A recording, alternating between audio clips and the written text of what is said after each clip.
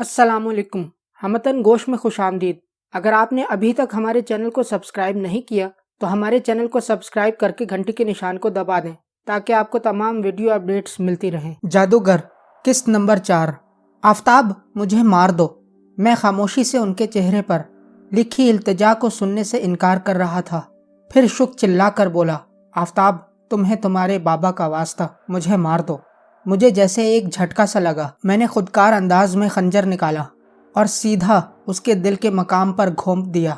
उसके मुंह से ओह की आवाज़ निकली और उसके होंठों पर हंसी फैल गई।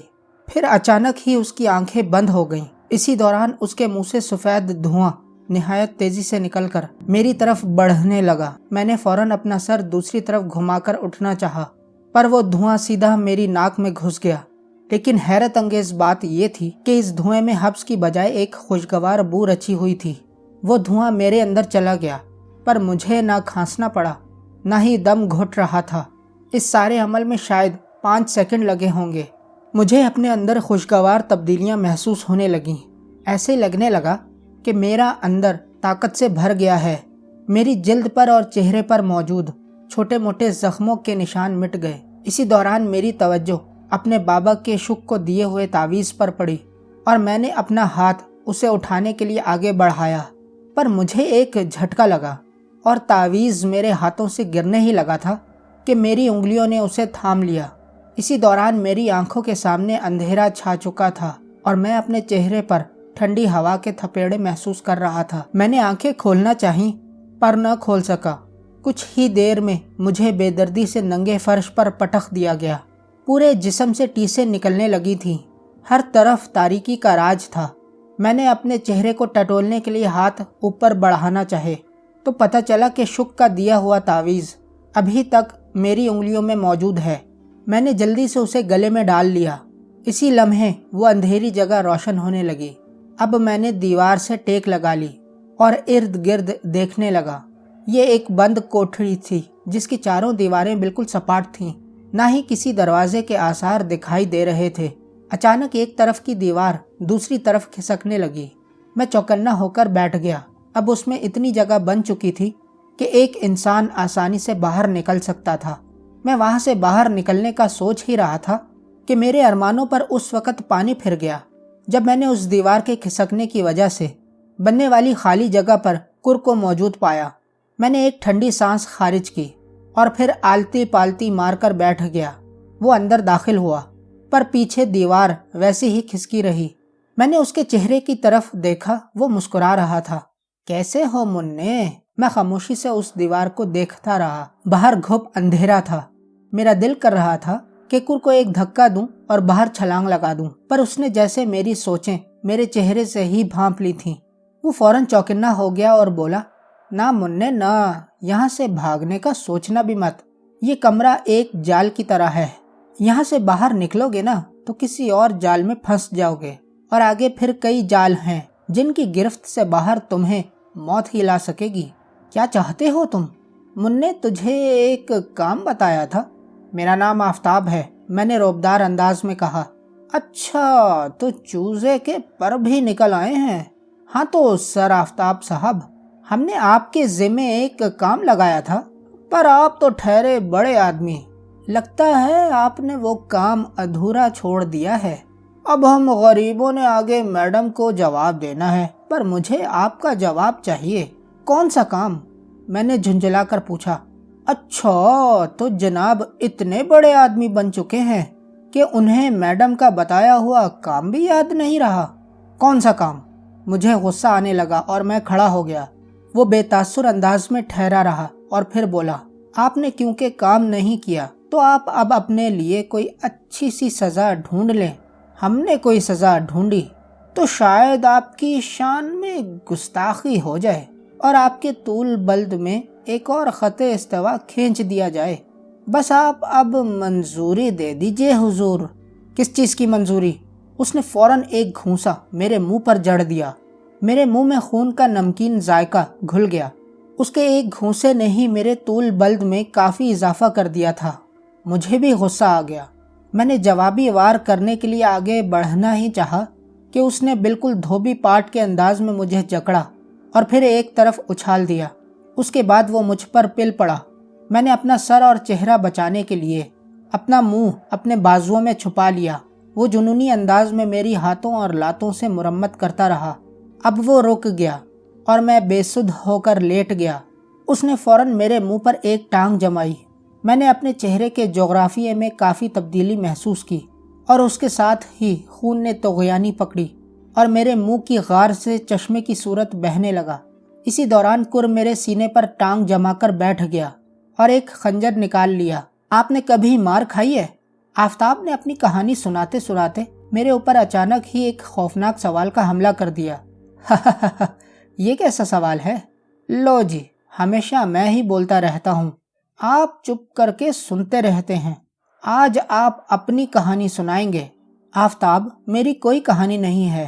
آپ کو پتہ ہے، جس دن آپ مجھ سے گھبرائے ہوئے تھے تب میں نے آپ کے دماغ میں جھانک لیا تھا اور آپ کی یادوں میں ایک لڑکی شہناز، جس کے ساتھ آپ ایک بینچ پر بیٹھے کچھ لکھ رہے ہیں، وہ بتائیں کون ہے؟ وہ کیا؟ وہ تو ایک عام سی لڑکی تھی۔ میں نے بس اس کو ایک فارم فل کر کے دیا تھا۔ عامر صاحب، آپ یہ جھوٹ کسی اور کو سنائیے، میں آپ کے من کا اندر پڑھ لیتا ہوں۔ آپ سناتے ہیں یا میں جھانکوں دوبارہ آپ کے دماغ میں؟ ارے نہیں، کوئی کہانی نہیں ہے۔ عامر صاحب، آپ اپنی کہانی سنائیں یا پھر میں چلا۔ آفتاب اٹھ کر جانے لگا۔ میں نے کچھ دیر سوچنے کے بعد اسے آواز دی۔ وہ خوشی سے واپس آ گیا۔ جی سنائیں کہانی۔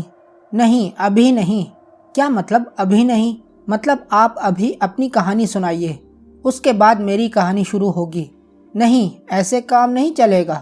ہاں، یوں ہو سکتا ہے کہ کچھ آپ اپنی کہانی سنائیں اور کچھ میں سناؤں گا۔ اچھا ٹھیک ہے، میں اپنی کہانی کل سناؤں گا، آپ ابھی اپنی کہانی آگے بڑھائیے۔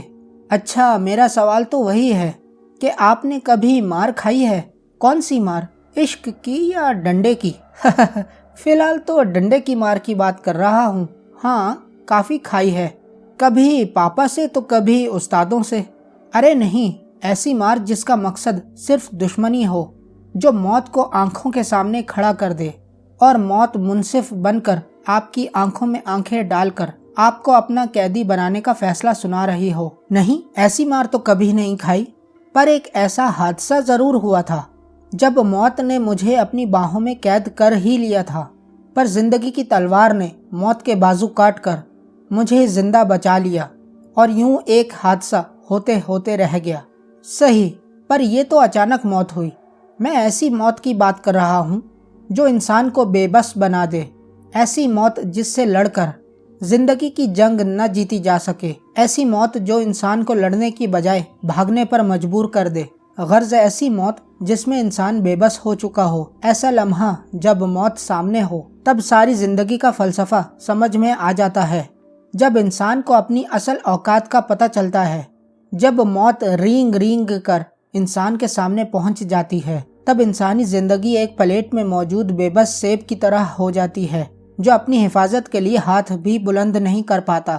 وہ بے بسی کی عجیب ترین کیفیت ہوتی ہے جب انسان اس بے بسی سے چھٹکارا حاصل کرنے کے لیے کچھ بھی کرنے کو تیار ہو جاتا ہے، غرض یہ کہ وہ موت کو بھی گلے لگانے کے لیے تیار ہو جاتا ہے۔ میں آفتاب کی طرف گھور کر دیکھ رہا تھا، وہ رکے بغیر بول رہا تھا۔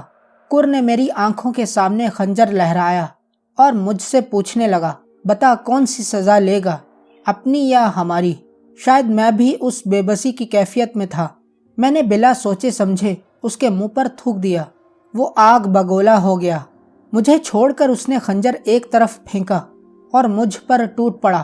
پھر اس نے مجھے اتنا مارا کہ شاید میری 2-3 پسلیاں ٹوٹ چکی تھیں، کیونکہ میرے منہ سے کھانسی کے ساتھ خون بھی آنے لگا تھا۔ اچانک وہ رک گیا اور میرے ارد گرد تیزی سے چکر کاٹنے لگا۔ پھر وہ اچانک غرا کر بولا، آج اگر تجھے مار دیا تو یہ کوئی سزا نہیں ہوگی، میں تمہیں تڑپا کر ماروں گا۔ آج تم زندگی کے لیے ترس رہے ہو، کل تم موت کی بھیک مانگو گے، تم موت کے لیے تڑپو گے، چلاؤ گے، بلبلاؤ گے، لیکن میں تمہیں قسطوں میں ماروں گا، اور آج پہلی قسط کا افتتاح کروں گا۔ آج تمہارے ہاتھوں کی انگلیاں کاٹوں گا۔ میں ہل نہیں پا رہا تھا، پر مجھے ایک جھرجھری سی آ گئی اور میں کانپ کر رہ گیا۔ شاید مجھے پہلے ہی مر جانا چاہیے تھا۔ میں نے اس کا اعلان سن کر اپنے ہاتھوں کو اپنے جسم کے نیچے چھپانے کی کوشش کی، مگر ان میں کوئی حرکت نہیں ہوئی۔ وہ خنجر اٹھا کر آگے بڑھا۔ اس کی آنکھوں سے شعلے نکل رہے تھے۔ اس نے خنجر کو پکڑا اور ایک ہاتھ سے میری انگلیوں کو پکڑا اور اپنا خنجر والا ہاتھ ہوا میں بلند کر لیا۔ میں نے ڈر کے مارے آنکھیں بند کر لی تھیں۔ اسی وقت دروازے سے ایک لڑکی کی آواز سنائی دی کہ نک رک جاؤ، تمہیں میڈم بلا رہی ہیں۔ کر پھنکار کر بولا، تم کیوں یہاں آئی ہو؟ مجھے بھی میڈم نے بھیجا ہے۔ کر نے نہ چاہتے ہوئے بھی میرا ہاتھ چھوڑا اور اس کے قدموں کی چاپ بتانے لگی کہ وہ دور جا رہا ہے۔